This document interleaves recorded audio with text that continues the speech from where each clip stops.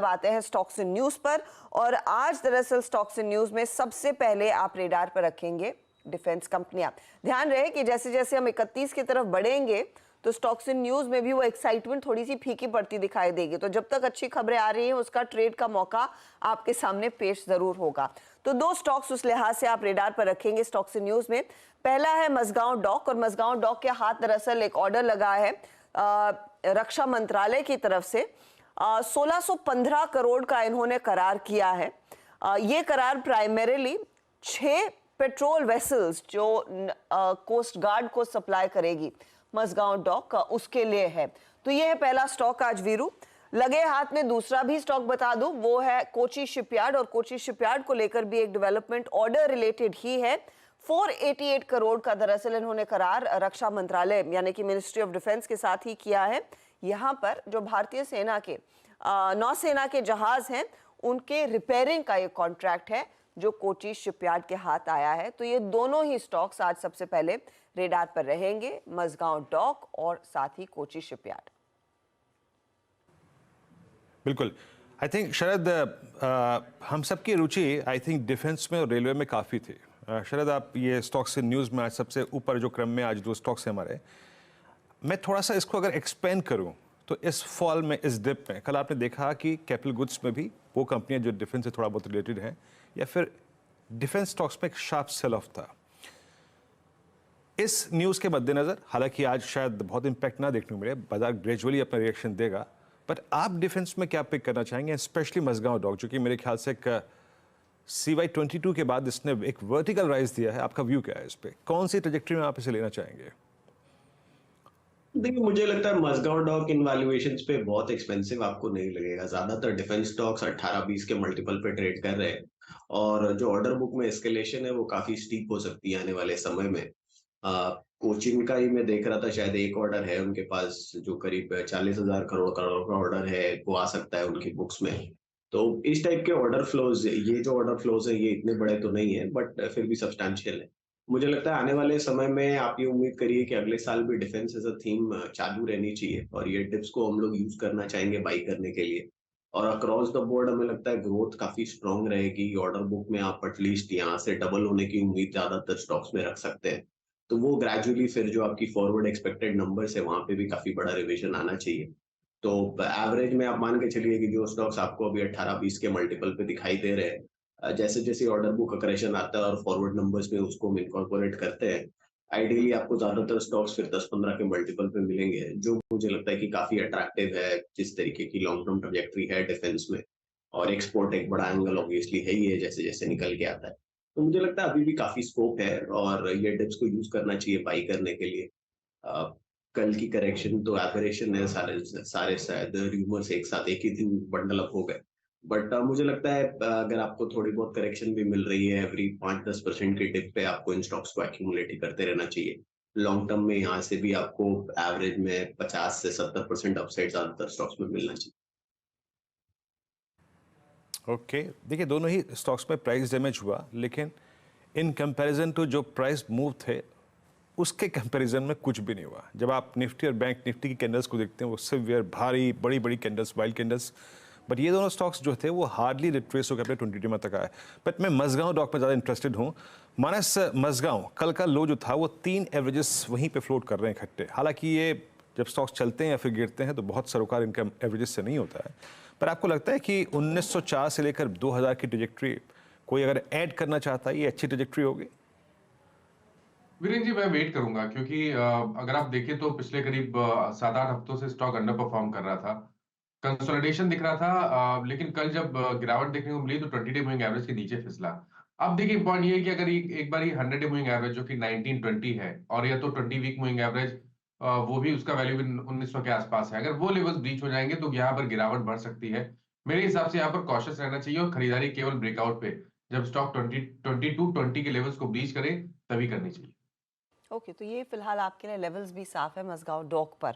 चलिए, अगला ट्रेड जो रहेगा आप रेडार पर रखेंगे वो है जी एंटरटेनमेंट। और जी एंटरटेनमेंट को लेकर हमने देखा है काफी स्पेकुलेशन कल तक थी कि डेडलाइन बढ़ेगी नहीं बढ़ेगी, लेकिन अब सोनी की तरफ से बयान आ गया। सोनी ने कहा है कि हम दरअसल वो तारीख बढ़ाने को तैयार है। तो यहाँ पर वीरू अब वो तारीख पर तारीख वाला मामला है, होप नहीं आएगा, लेकिन थोड़ा सा और टाइम देने को तैयार है सोनी, जो जी एंटरटेनमेंट ने मांग की थी। याद रखिएगा कि पिछले साल दरअसल दिसंबर 2021 के आसपास ही सोनी और जी की बातचीत की शुरुआत हुई थी। फिर 1 साल का टाइम दिया गया था कि 1 साल के भीतर दरअसल आप वो मर्जर जो भी बैठ रहा है, बन रहा है, नहीं बन रहा है, उसको अंजाम दें।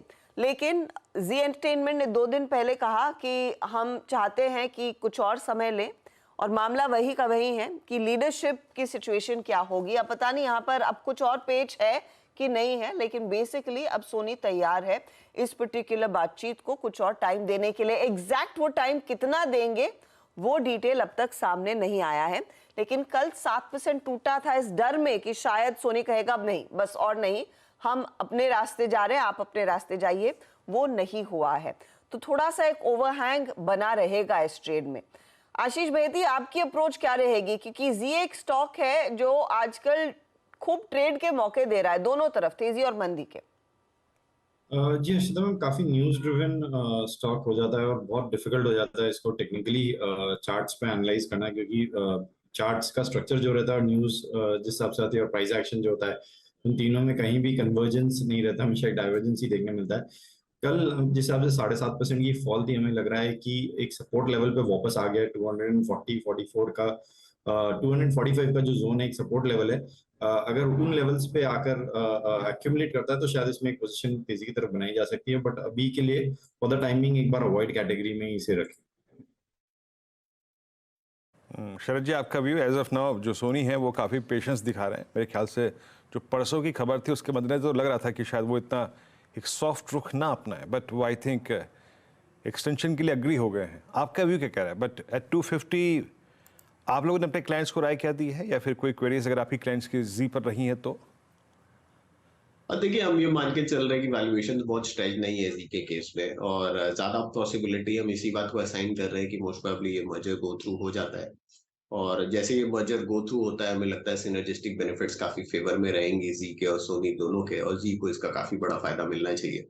तो हम काफी बड़ी री रेटिंग की उम्मीद कर रहे हैं पोस्ट मर्जर। हालांकि ये एक ऐसा इवेंट है जिसपे कॉल लेना थोड़ा सा मुश्किल है, बट हमारा ये मानना है कि मोस्ट प्रोबेबली दोनों कंपनीज के लिए काफी बेनिफिशियल है ये मर्जर। तो आइडियली आगे पीछे कुछ ना कुछ नेगोशिएशन होके हो जाना चाहिए, और पोस्ट मर्जर हम ये उम्मीद करें कि जी में काफी स्ट्रॉन्ग रेटिंग आपको देखने को मिलेगी, री रेटिंग। उम्मीद पर दुनिया कायम, और पोस्ट मर्जर और मर्जर की अभी भी उम्मीद यहाँ पर शरद जी को है कि होगा कुछ ना कुछ, और वहां पर री रेट होता हुआ दिखाई देगा। लेकिन देखते, मुझे लगता है कि जब वो इवेंचुअली खबर आए तभी वो ट्रेड बनेगा, उससे पहले तो प्राइमरीली स्पेक्यूलेशन ही है। कुछ और स्टॉक्स जो रेडार पर रहेंगे वीरू, जो हम डेटा पॉइंट सामने रख रहे थे कि कल जो एफआईआई की तरफ से बिकवाली और डोमेस्टिक इंस्टीट्यूशंस की तरफ से वो 4700 करोड़ से ज़्यादा की खरीदारी हुई है, उसके पीछे ब्लॉक डील्स थी, और उसका इम्पैक्ट भी आप देखिए कि किस किस ने बेचा और कितना माल दूसरे लोगों ने खरीदा है। तो सबसे पहले लेकर आते हैं आपकी स्क्रीन पर एस्ट्रल, क्योंकि एस्ट्रल में प्रोमोटर्स के बेचने की खबर थी और वही हुआ है। वो डेटा पॉइंट आपके सामने आएगा। सौम्या पॉलीमर एलएलपी ने 36.2 लाख शेयर बेचे, ये प्रोमोटर है। 1.34% तक का स्टेक इनकी तरफ से बिका है। साथ ही कैरव केमिकल्स जो भी प्रोमोटर कैटेगरी में है, 10.5 लाख शेयर इनकी तरफ से बिके हैं। 0.39% स्टेक उनके पास है। अब खरीदार कौन थे? मॉर्गन स्टैनली 13 लाख शेयर इन्होंने लिए, निपॉन इंडिया ने 12 लाख शेयर खरीदे, गवर्नमेंट ऑफ सिंगापुर ने करीब 9 लाख शेयरों की खरीदारी की, और अबू धाबी इन्वेस्टमेंट ट्रस्ट ने भी यहाँ पर, इन्वेस्टमेंट अथॉरिटी जो हम अडिया कहते हैं, 5 लाख शेयर खरीदे। तो ये फिलहाल वो नाम है जो आए दरअसल एस्ट्रल से जुड़े हुए। ऐसा ही हुआ है निपॉन इंडिया में, जहां पर निपॉन इंडिया में इंडसइंड बैंक ने 2.86% का क्लीन आउट ट्रेड किया था 445 रुपीज के भाव पर, और वो स्टॉक करीब 459 पर कल क्लोज होता हुआ दिखाई दिया था। यहां पर खरीदारों के नाम में लगभग 77 lakh share SBI mutual fund ने, आईसीआईसीआई प्रू ने 47 लाख शेयर खरीदे, नॉर्जिस बैंक ने 9 लाख शेयर, सोसाइटी जनरल ने 9 लाख शेयर, और मॉर्गन स्टैनली एशिया ने भी करीब 2,20,000 शेयर खरीदे हैं। ये वो बायर्स हैं निपॉन इंडिया में। श्रीराम पिस्टन एंड रिंग में भी एक बड़ा ब्लॉक हुआ था, और वहां पर अगर आप देखिएगा एक जर्मन कंपनी है जिसने करीब करीब 8.85% तक का हिस्सा अपना बेचा। यहाँ पर जो खरीदारों के नाम आए हैं, एबिकस नियरली 7.86% स्टेक लिया है, 34 लाख शेयर इन्होंने खरीदे। और एएल मेहवार कमर्शियल नाम की एक एंटिटी है जिन्होंने करीब करीब 4 लाख शेयर खरीदे, लेकिन एबिकस ने एक अच्छा खासा चंक उठाया, करीब 1100 के आसपास वो स्टॉक लिया गया है। तो श्रीराम पिस्टन्स आज इन तीनों काउंटर्स और स्पेशली एस्ट्रल पर भी ज्यादा नजरें होनी चाहिए। जी शरद, एस्ट्रल पर आपका व्यू? मैं इनफैक्ट कल चार्ट्स को देख रहा था, हालांकि जो प्रेशर था वो इनिशियली अगर आप देखें ये जो प्रमोटर चंक बिका वो तो बहुत जल्दी विंडो में एब्जॉर्ब भी हो गया, बाजार के साथ थोड़ी गिरावट आई। बट ये जो रियल एस्टेट एंसिलरी या फिर होम इम्प्रूवमेंट सेगमेंट था उसमें ये जो जितने भी स्टॉक्स हैं, मैंने एस्ट्रल, पॉलीकैब, स्पेशली ये दो, ये बहुत ही बड़े बड़े HNIs और PMS में होल्ड करते हैं। मतलब मेरे को लगता है कि टेक्निकली यहाँ पे इतना बड़ा सेल ऑफ ना आए या फिर इतनी बड़ी सप्लाई ना आए, क्योंकि जो बाइंग है वो बहुत लोअर लेवल्स की है। आप थोड़ा बहुत भी अगर 5-7% का डिप मिले, for instance astral which is now heading towards 200 डेमा जो कि 1800 के आसपास प्लेस है, किस में एंट्री करना चाहेंगे, स्पेशली एस्ट्रल और पॉलीकैब में आपका टेक? देखिए, मैं आइडियली दोनों ही स्टॉक्स पे ये लेवल पे एंट्री की सलाह तो नहीं दूंगा, क्योंकि हालांकि दोनों ही कंपनियों ने काफी शानदार प्रदर्शन किया है। एस्ट्रल पिछले शायद 10-15 साल से लगातार जिस टाइप की इंप्रूवमेंट हमने लगातार देखी है कंपनी में, काबिले तारीफ है, और रियल एस्टेट में भी इंप्रूवमेंट चालू रहनी चाहिए। बट ये दोनों स्टॉक्स में जो वैल्यूएशन है मुझे लगता है वो थोड़ी सी स्ट्रेच्ड है। हालांकि थोड़ी प्रीमियम वैल्यूएशन मिलती है, बट उसके बावजूद मुझे लगता है ये लेवल्स पे थोड़ी सी स्ट्रेच्ड है। हालांकि तेल की कीमतें कम रहने की वजह से इनका रॉ मटेरियल प्रेशर काफी नॉर्मल रहना चाहिए, तो वहां से थोड़ी इंप्रूवमेंट की आप गुंजाइश सोच सकते हैं आने वाले समय में। पर वैल्यूएशंस के लिहाज से थोड़ा सा स्ट्रेच्ड है। अगर आपका बहुत लंबा नजरिया है कि आप 4-5 साल की एज अ थीम इसको होल्ड करना चाहते हैं, तब मुझे लगता है ये वैल्यूएशंस का एक महंगा होना इररिलेवेंट हो जाता है, क्योंकि ग्रोथ काफी ठीक ठाक रहनी चाहिए दोनों ही कंपनीज में। बट दोनों में से अगर मुझे एक चूज करना हो तो मैं एस्ट्रल को चूज करूंगा। मुझे लगता है रियल एस्टेट में जिस टाइप की डिमांड है और एस्ट्रल की जैसी पोजीशनिंग रही है in terms of innovative products भी जिस तरीके से उन्होंने लॉन्च किए और मार्केट शेयर गेन किया है, मुझे लगता है एस्ट्रल को एक बेटर स्वीट स्पॉट मिलना चाहिए compare to Polycab in the long term.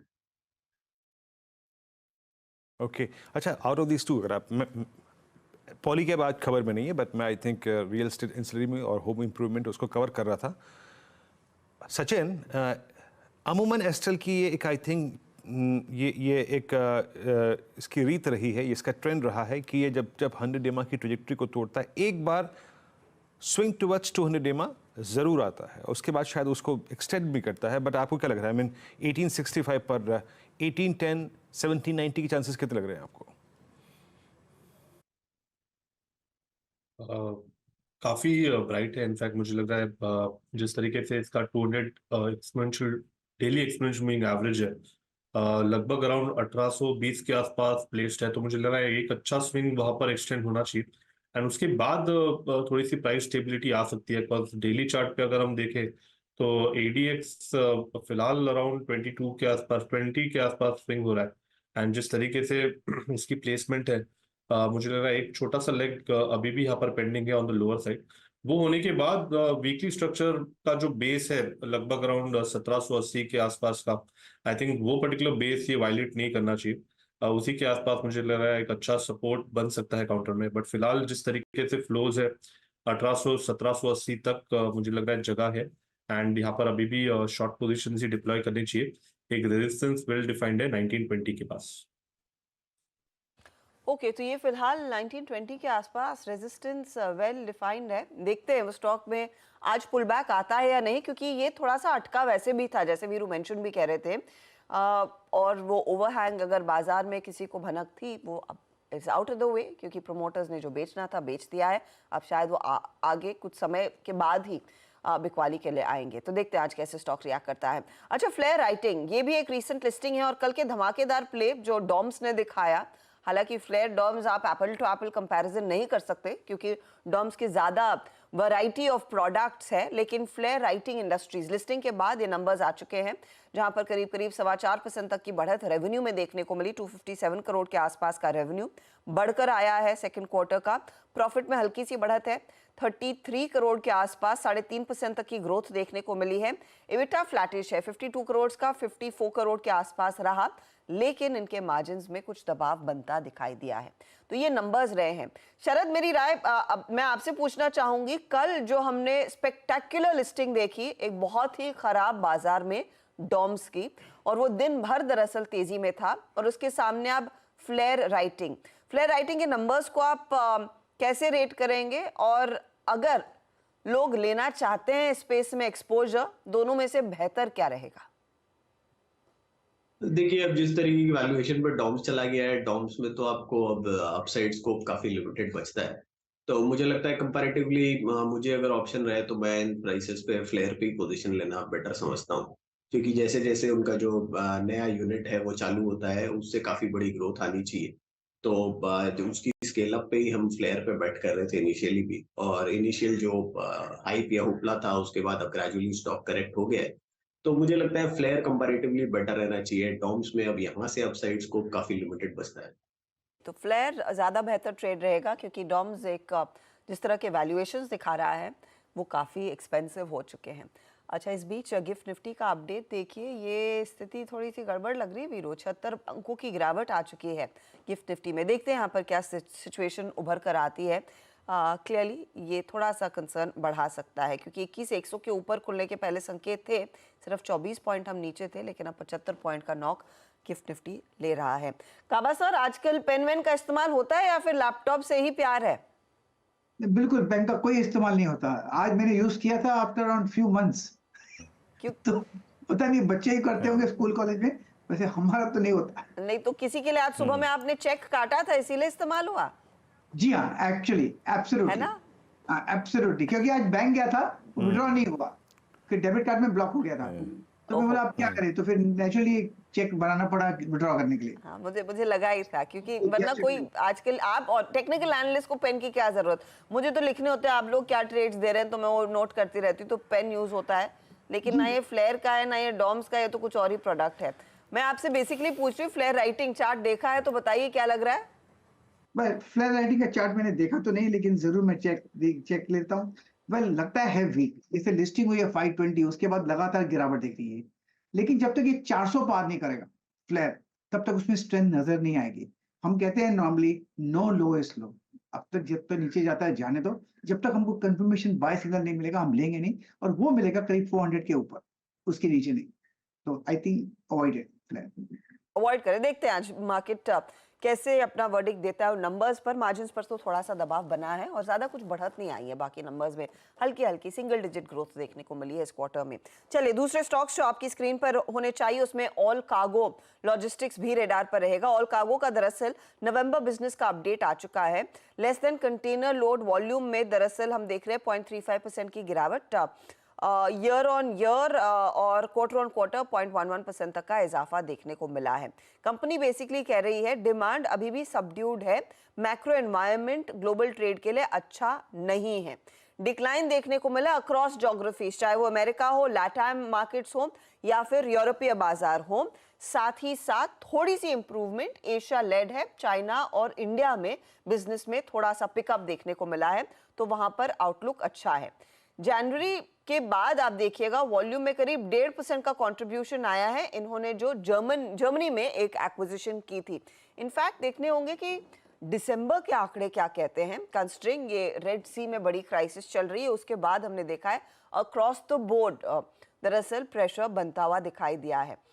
उसी से जोड़ेंगे क्या तार शरद अवस्थी इन सभी लॉजिस्टिक कंपनियों के लिए?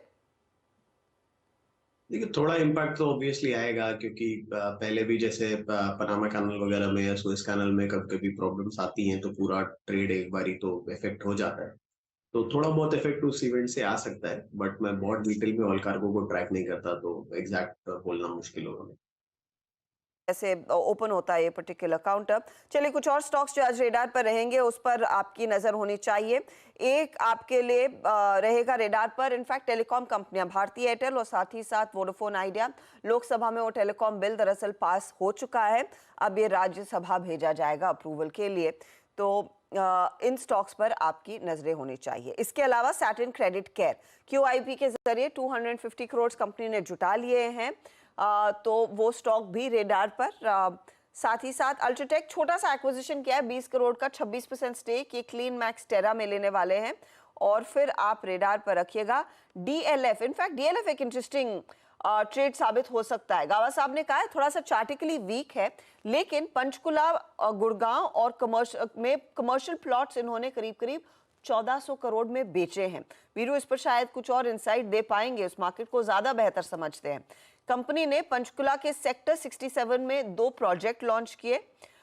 यहाँ पर करीब 700 करोड़ में 75 शॉप कम ऑफिस प्लॉट बेच रही है कंपनी, और ये इनका सेंट्रल 67 नाम का जो प्रोजेक्ट है। एक और जो प्रोजेक्ट है वैली ऑर्चर्ड, उसमें 470 में से 400 यूनिट 700 करोड़ में बेच चुके हैं। तो 770 यूनिट्स थी, 400 गई, बाकी 70 भी बिक जाएगी। डिमांड अच्छी है मेरे ख्याल में, ये वैसा ही पड़ना चाहिए। वीरू कैसा ये गुड़गांव पंचकुला कमर्शियल प्लॉट्स तो तेजी से बिक रहे हैं? हर्षिता, दिल्ली का बॉर्डर पार करते समय आप गुड़गांव निकलेंगे ना, गुरुग्राम निकलेंगे, ये पूरा इलाका जो है वो डीएलएफ का है ना।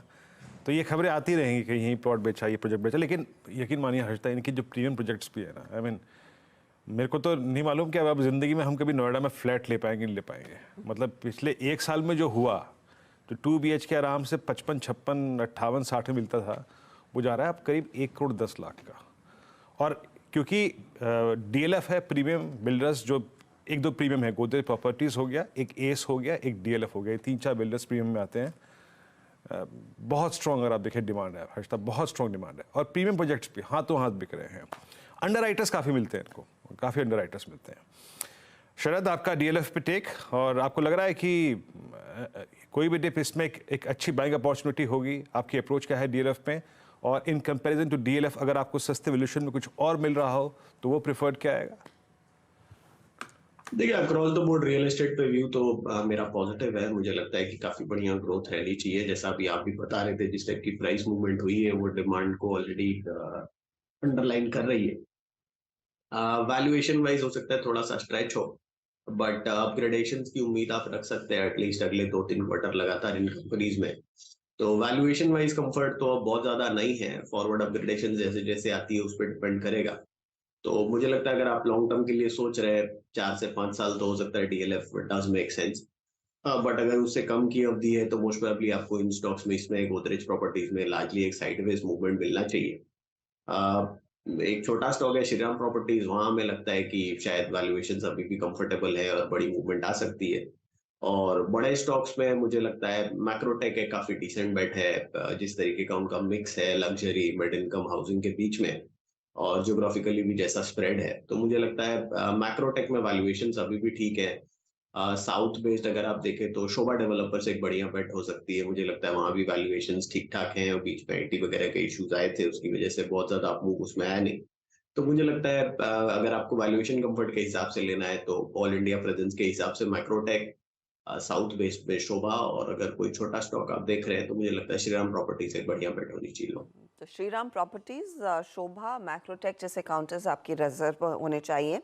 गावा साहब ने आज डीएलएफ पर शॉर्ट कॉल दिया है, खुलने देते हैं फिर देखते हैं कहाँ बैठता है उस खबर पर ये पर्टिकुलर काउंटर। अच्छा वीरू, कल के ट्रेड में से कुछ इंटरेस्टिंग बियॉन्ड एचडीएफसी दिखाई दिया हो तो वो हॉट स्टॉक्स पर भी आएंगे आगे, लेकिन आज दरअसल आइनॉक्स सीवीए की लिस्टिंग होने वाली है, और हम सब जानते हैं कितना वो हॉट आईपीओ था, हर किसी ने अप्लाई किया। अब किस किस को सब्सक्रिप्शन मिली, आज लॉटरी हाथ लगेगी या नहीं, उस पर नजरें रहेंगी। 61 गुना से के आसपास भरा था ये अकाउंट है, 660 इशू प्राइस था।